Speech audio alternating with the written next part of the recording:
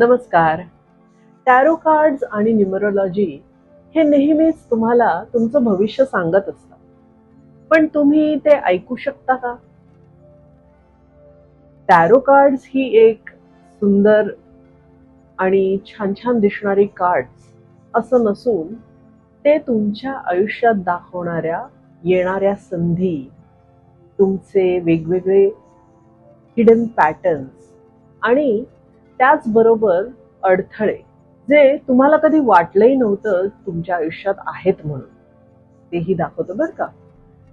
आणि हे जे न्यूमरोलॉजी आहे त्याला आपण तुमच्या आयुष्याचं गणित समजूया.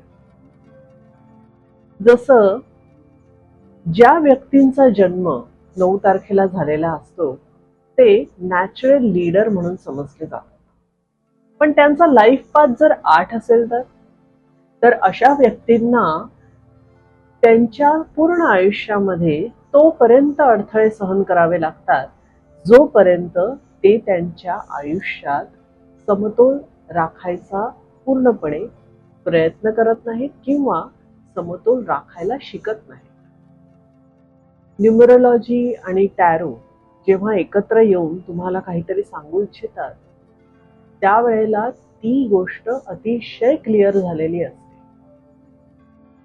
उदाहरणार्थ, समजा उद्या तुम्ही टॅरो करताना तुम्ही लवर कार्ड तुमच्या हातात आलं किंवा ते काढण्यात आलं, पण तुमच्या पर्सनल इयरचा नंबर मात्र 1 आहे, तर ते काय सांगतं?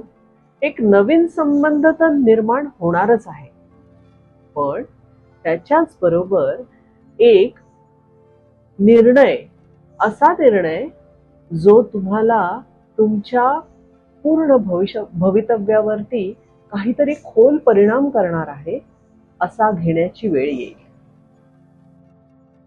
प्रत्येक गोष्ट ही, किंवा तुम्ही म्हणाल प्रत्येक कोड, प्रत्येक कार्ड हे तुम्हाला नेहमीच तुमच्या आयुष्यातलं काही ना काहीतरी उलगडून दाखवण्याचा प्रयत्न करत असतं किंवा त्यातनं काहीतरी सांगू इच्छित असतं.